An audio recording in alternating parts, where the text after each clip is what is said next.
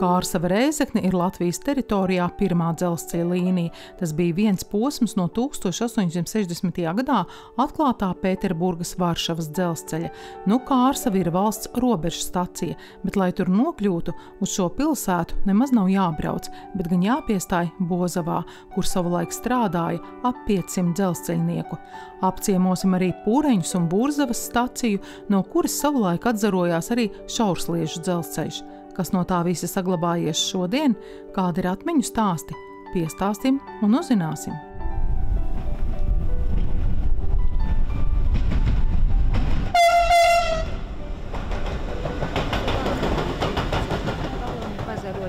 Līdz tam nebija tādu problēmu. Līdz tam нас kaut kā atveda, ja visi mīrēgi varēja izagodoties.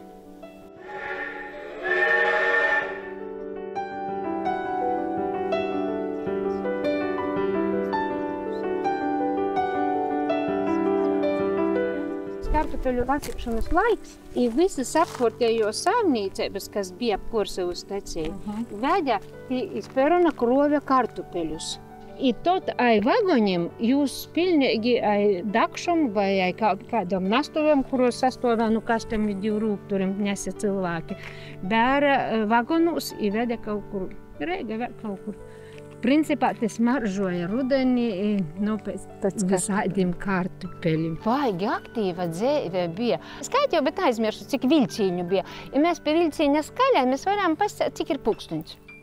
Atīt viļcīņs, iztaicīt. Piemēram, 10. go, tā saucamies tavarniks. Da? Kas salasa... Na tavarnika zborniks, kas savots. Atvad kaut kādu preci, šņabi, arbuzus veda, vispār visādas preces veda, te bija nūluktavus otrā pusī, pilncai nūluktavam dažādam. Ja arī, Korsavas brauca mašinas, tad izkroja tos... I te bija bāze patērētoja, biedrības bāze te bija. Es vēl par gruščikus rodoju brēlē, kā no vidusškolas. Oi, bufete no otros puses bija, kā patika ītis jau, cik garšīgi bija pončiki. Ai, pa vidlu. 6 kapeikas moksu. Da, ļoti garšīgi. Te bija pasažeriem domāta bufete, vīte izmantojam, dzelzceļnieki, olus bija ļoti garšīgs, sādā, svaigu, da, i tot jau izmantoja tī strodnieki. A mēs bērni kaut ko tomatu sulu glozēti varam par 10 kapeikom paņemt. Salīdzinoši. Pašreizējot, viņi bija smukis, teiksim, smuka, korteiga. I sacēsim, tos ākas saimniecības tikai tādas jūs dreikst. A tad soka plūst tauta no austrumiem, slāvi pornā, mēs vēl pīmiņu, ka dežuranti goji zapucījušies. Formas tie uz sarkanām capuram, šlips te boltīs kraklas, skaisti visi gocēļi. A pēc tam ai galašam jau itī priekšnieki dzelzceļa staigo ziņi pat tām. 63. pirmā klase, 8-gadīgā skola bija, pēc tam atstāja 4-gadīgo, 4 klases, un tad uz Kārsavu. Un kā tas šiten gāja, tad ir viens notikums, ko jūs atceraties pa ziemu, kā jūs darījāt. Māsai bija 2 gadi, es saprotu. Par šito zirgu biznesu? Jā, par zirgu biznesu, jā. Tomēr katrs cilvēks turēja savus lopeņus, cūkas bija arī katrā mājā, ar pabarošanu bija kā bija. Un kā viens no variantiem, kā tās sūkas izbarot, vecāki pamācīja, ko jādara, ja? Ot, te bija zirgi, atbrauc 4-5 zirgi, viņi stāv cilvēkai. Jā, pie stacijas te bija veikals, viņi aiziet uz veikalu un ietverkas mēs ar māsu tā, es tā pagrab, tur ir pagrabs, jā. Mēs paskatāmies, kā zirgs jau iztukšo savu kuņģi, un mēs tad klāt ar māsu. Ar spainīti to visu labumu saliekam spaini iekšā. Gaidām, kamēr visu jau iztukšojas, un visu cito labumu uz mājām. Iztukšojam un skrienam atkal varbūt, ja. Vārdu sakot, vai pēc zirga skrien pakaļ jau, kad viņš tur pabeidz tās savas dabiskās vajadzības. Un pēc tam atnāk tētis, mamma, mēs tādi lepni, ka mēs esam, ko mēs esam sadarījuši, cik mēs esam barību dabūjuši saviem sivēniem, jā. Tur ir naturāls viss, tur gan graudi, gan siens, salmi, jā, viņš pārstrādāja, kuņgi jau sasmalcina zirgs pats par sevi, un Un tur aplēja ar vārošu ūdeni un cūkas vispār ēt normāli. Jā, nu šī ir vecākā Latvijas teritorijā šobrīd saglabājusies stacija. Protams, ja mēs ar kritisku aci skatāmies, tad mēs droši vien šobrīd neko par to, ka viņa ir vecākā, daudz kultūrvēsturiski nevaram pateikt, tāpēc, ka mūsdienu rekonstrukcijas projekts ir noticis tāds, kāds viņš ir noticis, un stacija izskatās tā, kā viņa izskatās. Tieši tāpat, kad mēs paskatāmies pāri dzelzceļam, tur ir vecākais depo Latvijas teritorijā, kas ir fantastiska sarkanu ķieģeļu māja ar vēl ļoti oriģināliem, vēl pirms dažiem gadiem bija oriģināliem laikmeta nospiedumiem. Mēs esam saņēmuši mantojumā jau starpkara periodā lielāku mantojumu daļu nekā tagad, jā, jo tad mums bija arī Rītupes dzelzceļa stacija un Pundura dzelzceļa stacija, bet šobrīd tā robeža, kur vilcieni iebrauc no Krievijas Latvijas teritorijā, ir Kārsava. Te ir vairākas īpatnības tieši, kas saistās ar Kārsavu.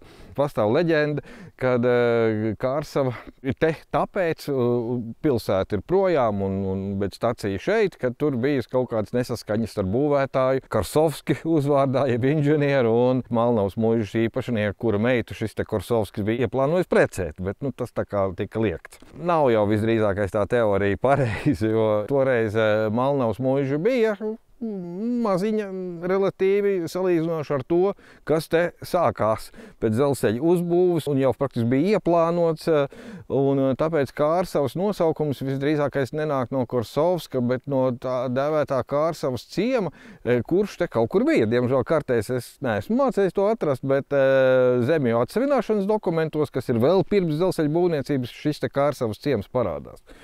Un vēl jau vairāk arī tāpēc, ka tie būvētāji nebija uzvārdā Karsovskis un pat ne tuvu tam. Galvenais būvs priekšnieks bija Pieronis de Mondezīrs.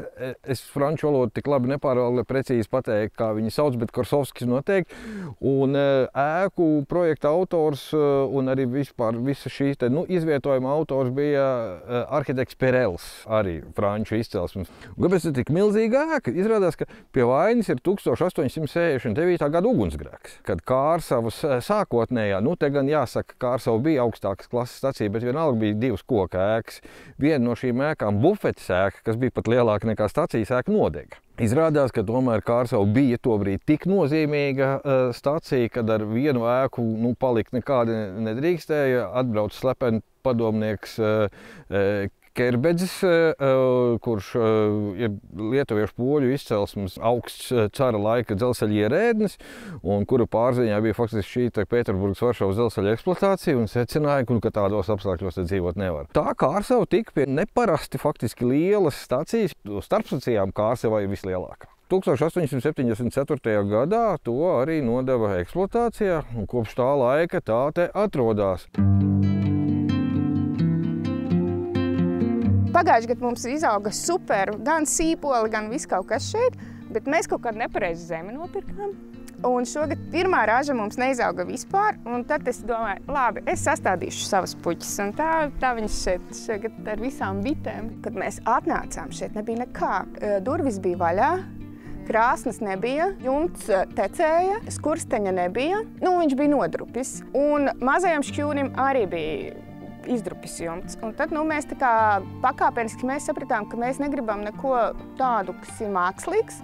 Mēs izskatījām bildes. Jumts ir skārda, bet, protams, nevis tas, kā to sauc? Par vienu loksni vairāk nekā vēsturiskajā bildē. Jo poļi ražo šobrīd šādas. Pūreņi laikam ir viens no vissarežģītākajiem gadījumiem Latvijas dzelzceļu ilgadējā vēsturē, jo Pūreņi faktiski 1928. gadā tika atklāts kā pieturs punkts. Un tur atveda kaut kādas divas mājiņas, samontēja kopā un pateica, jums būs tagad stacija. Kaut ko tur arī varbūt izkrāva, bet pa lielam tas bija tādi pasažieriem. Tas faktiski arī tādā vidējā zemā līmenī, gan braucēju skaita, gan aprīkojuma līmenī noturējās līdz Otrajam pasaules karam. Un tad pēc Otrā pasaules kara gandrīz nekas nav zināms. Līdz 1969. gadā tur tika atvērta stacija. Tas ir cits juridiskais status. Tie ir vismaz divi, taču šajā gadījumā visdrīzākais tie bija divi, es nevaru precīzāk pateikt. ceļi, kur var izmainīties vilcieni. Bet sakarā ar to, ka šī te bijusī Sanktpēterburgas Varšavas maģistrāle arī padomju ģeopolitiskajos plānos bija tāda pati aptuveni nozīmības ziņā kā cara laikā, jo tai kontrolē par to Eiropu tā kā bija jābūt vai Padomju Savienībā centās tādu iegūt, un līdz ar to uzskatīja, ka šis dzelzceļš ir ļoti svarīgs. Un Pureņos jau uzbūvēja vēl 2 sliežu ceļus, faktiski uztaisīja staciju, kur var izmainīties vilcieni vai nu gaitā, tas ir vairāk kā 2 kilometru garumā, vai nu 4 vilcieni sastāv vienlaicīgi satilpt. Tajā pašā laikā, vecā pirmā pieturspunkta stacijas ēka tika nodedzināta, tā, kas 1969. gadā uzbūvēta, arī pārstāja kalpot tehniskai vadībai, tika uzbūvēts atsevišķi postenis, bet tās postenis, kas gandrīz, tā laikam nevar teikt, bet no 19. gadsimta beigām tika uzbūvēts savā laikā kā pārbrauktu sarga māju, tagad tiek atjaunots, un faktiski mēs to arī varam uzskatīt par stacijas, ēku, vienīgo, kas faktiski nes to autentisko Pēterburgas Varšavas dzelzceļa vārdu. Šeit sākotnēji bija izeja, tāda nojumīte, kur tas stacijas posteņa uzraugs gāja laukā un tad signalizēja to savai. Šitas ir padomju laikā nomainījies. Pār tām apderēm mēs īsti skaidri nevaram nojaust, mums vajadzētu vēl kādu konsultāciju, jo katrs loks izskatās gandrīz savādāks. Ja? Mēs neko pašlaik neņemam nost. Varētu būt, ka tā augšējā apdere varētu būt arī plus mīnus oriģināla, bet, protams, šeit ir redzams, ka tās durvis ir bijušas, kāpnītes ir noņemtas, un Sargu mājiņa ir tā kā ļoti grezna arī no koka apdares. Viņas visas bija ļoti greznas, un tā ir vienota apdare. Viņām ir vienota krāsa, un tagad mums arī ir dilema. Mēs tagad gribētu pelēku, bet tad ir jāsaprot, kur krāsa ir brūna. Ineta Zelču-Sīmansone un Raivis Sīmansons ir kultūras mantojuma eksperti. Vienā no grāmatām Kārsavas stāsti pētījuši arī dzelzceļu. Bez 3 akadēmiskiem pētījumiem, veidojot šos Kārsavas stāstus 3, jeb Malta, Bozava, pat nevis pavasari, bet no rudens līdz pavasarim, mums ir 30 intervijas no vietējiem cilvēkiem, kuri ir vietējie tagad vai bijuši toreiz, un kuri ir vai nu strādājuši uz dzelzceļa, vai nu dzīvojuši pie dzelzceļa. Tā teritorija ir bijusi ļoti apdzīvota, diezgan blīvi apdzīvota ap dzelzceļu. Tur ir Oponosi, kur ir bijusi skola. Labi, viņa ir jau kaut kādos 80. slēgta, ja? Bet mūsu kaimiņiene, kas nesen aizgāja mūžībā, viņa stāstīja, ka viņas vīra māte strādāja tajā skolā, un viņa pati fermā strādāja. Viņa ir dabūjusi pirmo savu žiguli. Jā, ja šeit tur labi strādāja, tu varēja dabūt žigulīti. Viņa strādāja fermā. Tā ir viņas māja. Jā, viņa strādāja fermā, viņa bija pirmrindiete. Un viņai piešķīra zaļas krāsas žiguli, piemēram. Ja? Viņas vīrs, kas strādāja Kārsavā par priekšnieku, nebija to žiguli dabūjis, bet viņa dabūja. Tā kā šeit ir bijis tādi arī ļoti tādi interesanti, fifīgi stāsti, kas nāk laukā no tā. Kas jums varbūt ir padomā, kas šeit būs? Pie tā mantojuma blīvuma, kāds ir posmā Bozava, Malta, tieši industriālā mantojuma koka apbūve, pilnīgi noteikti ar laiku būtu nepieciešams informācijas centrs. Tādi informācijas centri, kas tieši specializētos koka ēku restaurācijā. Jā, Burzava, Burcava, tur vairāk tie nosaukumi ir bijuši. Atkal tāda ļoti mīklaina stacija. Varbūt pie vainas ir Latgale ar saviem noslēpumiem, bet šajā gadījumā arī objektīvi, jo faktiski vilcienu sarakstos tā neparādās, es domāju, pirmajos gados par 19. gadsimtu. Bet tad, kad mēs paņemam arhīvā kaut kādas lietas, tad mēs tik pa laikam saskaramies ar tādu pusstaciju Burcava. Ar vienādi sakot, kaut kas te ir bijis. Un iespējams, ka tas kaut kas ir atstājis tās neizdzēšamās pēdas arī stacijas ēkas ziņā, jo izskatās, ka daži dekori vismaz ir ļoti seniem laikiem. Drīzāk izskatās, ka kāda ēka, un varbūt pat tieši šī pati, varbūt citā konfigurācijā mazāka vai kaut kā savādāk ir pastāvējusi. Ziņa par Burcavas pieturspunktu atvēršanu ir pirmā 1931. gadā.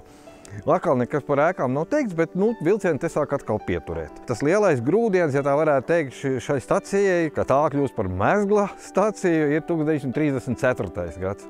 Kāds tad dzelzceļa mezgls? Izskatās, ka knapi te dzīvība kāds velk. Bet principā tas ir saistīts ar vienu diezgan pamatīgu šaursliežu dzelzceļa būvniecību, kas ir diezgan maz zināms, jo pastāvēja relatīvi īsu laiku, bet bija 88,4 km garš. No Sitas, faktiski jau varētu teikt Ziemeļ Latgalē, tieši uz robežas starp Latgali un Vidzemi līdz Rēzeknei. Tā loma saglabājas arī pēc Otrā pasaules kara, jo tad atkal savukārt šeit tam šaursliežu dzelzceļam bija galapunkts. Padomju Savienībā nosprieda, ka nav ko tur uz Rēzekni braukt, var pārsēsties un iekāpt platējā vilcienā, un tad Burzavu kļuva atkal par tādu savienojušo staciju, kad tas šaursliežu dzelzceļš pienāk 50. gadu beigās, 60. gadu sākumā. Faktiski tā automašīna kravnesība bija niecīga un ceļi slikti, un tāpēc dzelzceļš tika izmantots galvenokārt kūdes transportēšanai.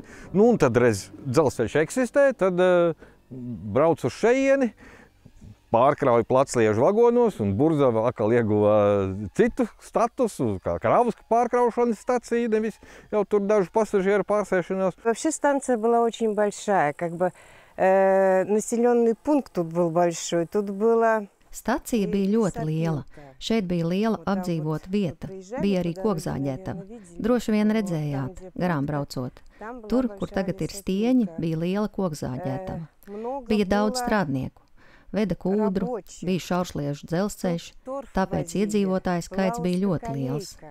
Поэтому население очень большое было. Ну и вот, и все приходили и покупали, привозили такие продукты, которые в городе, в принципе, в Рēzekne был маленький город, не купить было. Visi nāca iepirkties. Mums veda tādus produktus, ko pilsētā nenopirkt. Rēzekne bija maza pilsētiņa, tur neko daudz nevarēja dabūt. Mēs dzīvojām tālāk, mājā. Un mēs, bērni, vasarā varējām piepelnīties, ravējot ceļus. Tagad es neatceros, cik mēs toreiz nopelnījām, bet konfektēm un saldējumam pietika. Pat eskimo pietika. Stacijā dzīvoja ģimene, kas te visu pieskatīja. Pļāva, grāba, apkopa. Šeit bija lielas durvis, pa kurām varēja ieiet stacijā. Krēsli, kases aparāts. Pienāca vilciens, tur bija platforma. Nezinu, cik daudz šajā apgalvojumā taisnības, taču ļaudis runā, ka stacija uzcelta vietā, kur bija ceļš uz Sanpēterburgu. Un šeit mainījuši zirgus. Te bijuši staļļi. Vēlāk, kara laikā, te dzīvojuši vācieši. Немцы жили. Вот. Мы здесь живем с 90-го года. Вот я как раз и живу на станции в вечном ожидании, да. Mēs te mitināmies no 1990. gada. Tā es te dzīvoju, stacijā, mūžīgās gaidās. 1986. gadā māju no stacijas pārveidoja par dzīvojamo māju. Sākotnēji te bija... Mans tēvocis bija dzelzceļa meistars, brigadieris, meistaru brigadieris. Māju pārveidoja par dienesta viesnīcu stacijas dežurantiem. Viņi brauca no Daugavpils. Bērnībā braucu šurp. Es uzaugu pilsētā, bet vienmēr tiku sapņojusi dzīvot laukos. Tas arī viss. Man paveicās. Es atbraucu šurp. Vīrs strādāja uz dzelzceļu. Ну и вот, мне повезло. Я приехала сюда. Муж работал путейцем.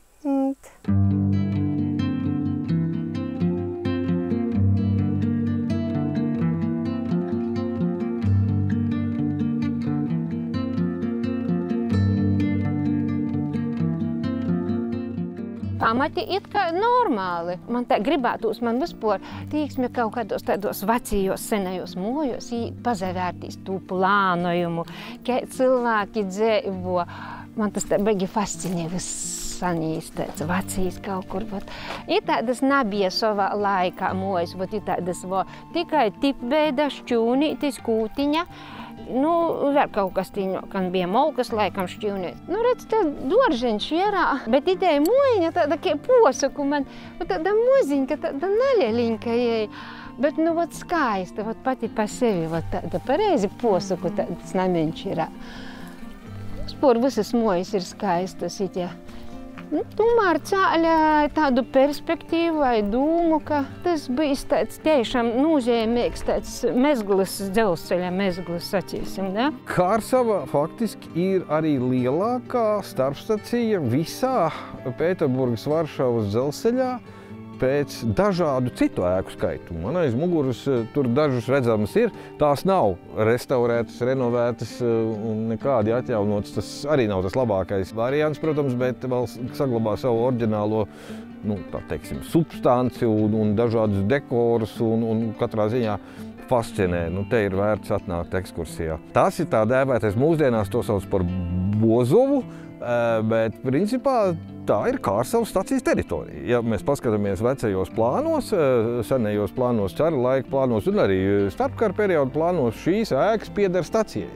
Tur tālāk Bozovas ciemā ir vēl ēkas, jā, bet šī tā pirmā rinda, arī pirmā, otrā, jā, tā var teikt, tās ir stacijas ēkas. Pēdējais numurs plānā ir 52, bet 1910. gadā pavisam uzskaitītas 137 dažādas būves. Tas ieskaitot toaletes, ieskaitot tur varbūt kaut kādus arī pagrabiņus un tā, bet mums faktiski Latvijā starpstacijā 137 būvēm otra nav. Un nekad nav bijusi. Šis te Kārsavas Rēzeknes dzelzceļa iecirknis šobrīd ir palicis gandrīz bez vilcieniem. Pasažieru vilcieni vietējās satiksmes pārtrauc kursēt 1999. gadā, un pēc tam vēl kādu laiku kursēja gan Rīgas Pēterburgas, gan arī faktiski tas pamats bija Viļņas Sanktpēterburgas tālsatiksmes vilciens, ar to jau arī varēja braukt, tas līdz 2015. gadam. Tas arī viss, un kravas vilcieni faktiski šobrīd, jā, sakarā ar visiem šiem ģeopolitiskajiem notikumiem, to vilcienu kustība arī ir gandrīz izbeigusies šeit. Kur šitā ir tā skola. Pamats ir sorkoņīs. Pamats ir sarkans. Pamats ir sorkons. I tot jau pīcēļa. Broļs mocējās apakšā. Pirmajā stovā broļs mocējās. Es atceros, ka es biju aizmirs mojus kaut kādas čības, ja es nešu izmocējos pirmajā stovā. Ko tas mocējus, es jau kopu iz otru stovu. Tī divi šaurī lūdzeņi, tī man bija klasē. I mēs vienā telpā bijām 1. un 3. klase kopā. Apvienotās. Blokus 2. un 4. klase. Vienu gadu es uzamocījos, tad likvidēt, tad mēs uz porvedējis Korsovu.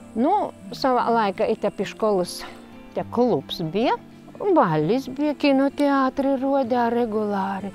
Mēs vēl uzastojamies, visādus skečus rodām, doncom, dzīdom, visu kaut ko. Tad biblioteka Porzacēlēs bija 2. stovā pēc školas likvidēšanas, Porzacēlēs 1. stovu. Tu ko atgoji? Pazīskies pokolojīs. Avuj! I te jau vilnu var ņemt nost. Te ir ko rodēt, ir ko stostāt. Nākamajā raidījumā dosimies uz šaursliežu dzelzceļa līniju Sita Rēzekne. Piestāsim un sarunāsimies ar cilvēkiem par Dricāniem, Bērspili un Lazdu kalnu.